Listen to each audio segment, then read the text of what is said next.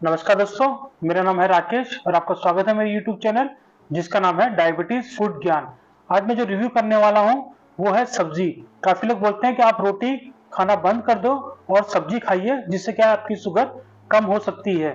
तो आज मैं सिर्फ सब्जी खाने वाला हूँ, कोई रोटी नहीं लेने वाला हूँ।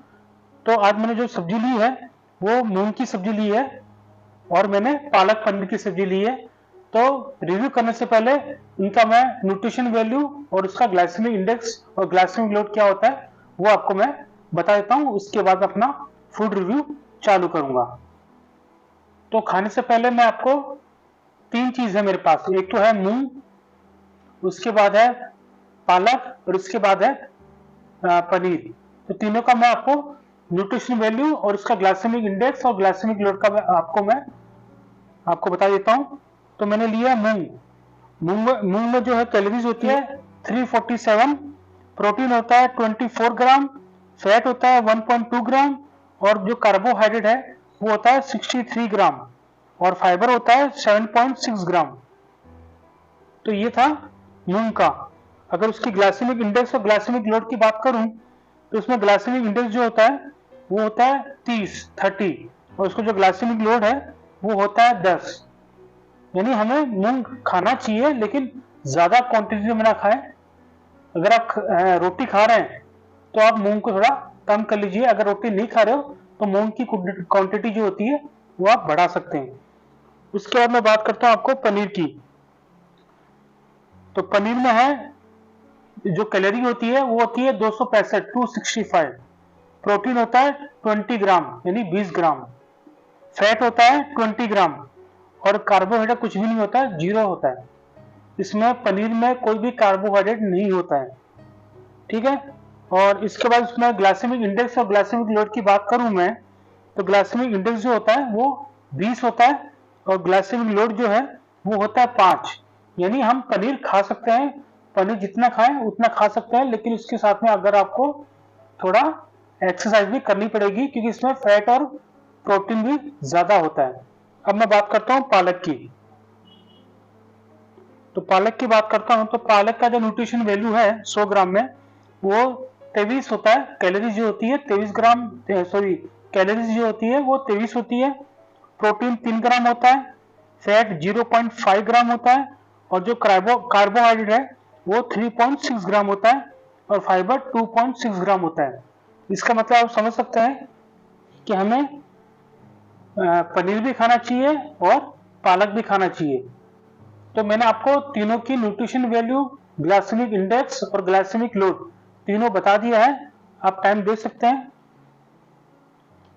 145 के आसपास हुआ है। तो सबसे पहले मैं अपनी शुगर चेक करूंगा। ये शुगर जो रहेगी मेरी वो रहेगी रैंडम ब्लड शुगर। चलिए चेक कर लेते हैं। अगर दोस्तों अगर आपको मेरी वीडियो पसंद आती है तो प्लीज उससे लाइक, शेयर और सब्सक्राइब भी जरूर करें।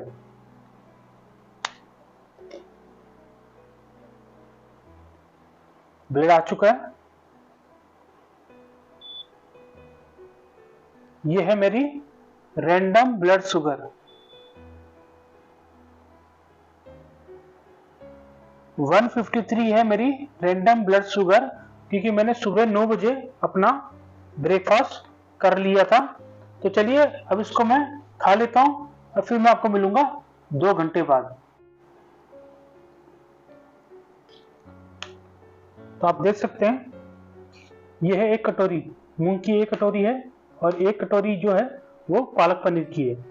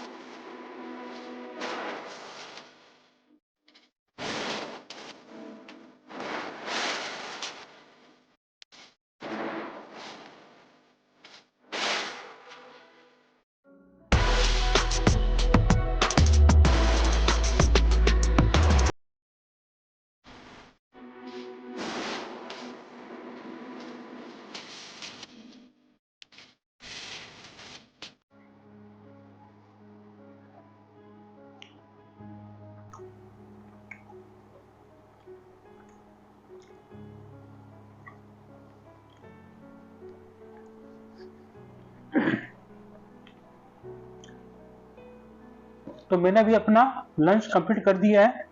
टाइम हो गया है 2 के आसपास। मैंने कोई रोटी नहीं ली है, मैंने सिर्फ सब्जी ली है। सब्जी कौन सी है? वो है मूंग की सब्जी और एक है पनीर और पालक की सब्जी। तो अभी 2 बज गया है। मेरी जो शुगर आई है अभी, वो आई थी 153, जो थी मेरी रैंडम ब्लड शुगर। अब मैं आपको मिलूंगा 2 घंटे बाद, यानी 4 बजे, सॉरी 4 बजे मिलूंगा कि हमारी शुगर क्या रहेगी।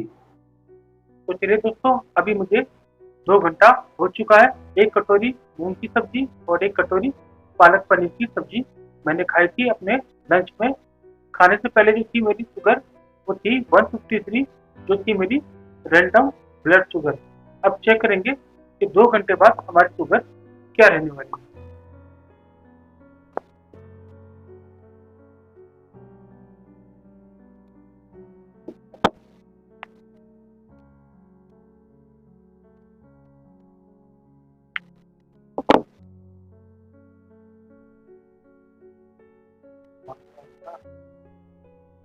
ब्लड आ चुका है।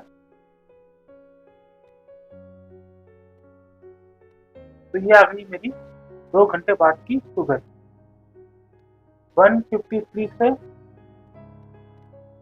156, यानी मेरी कोई भी शुगर नहीं बढ़ी है।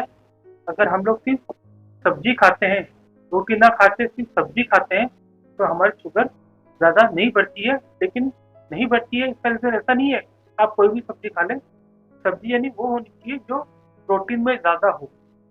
ऐसा ना हो कि आप आलू की सब्जी खा लें या कोई भी सब्जी खा लें, ऐसा नहीं है। इसमें फाइबर भी अच्छा होना चाहिए, प्रोटीन भी अच्छा होना चाहिए और फैट भी अच्छा होना चाहिए। इससे क्या है, हमारी शुगर अगर बढ़ भी रही है तो उसको वो रोक सके। या फिर दूसरा ऑप्शन ये हो सकता है, आप सब्जी ज़्यादा खाएं। अगर आपको भूख ज़्यादा लगती है तो आप 1 रोटी खा सकते हैं।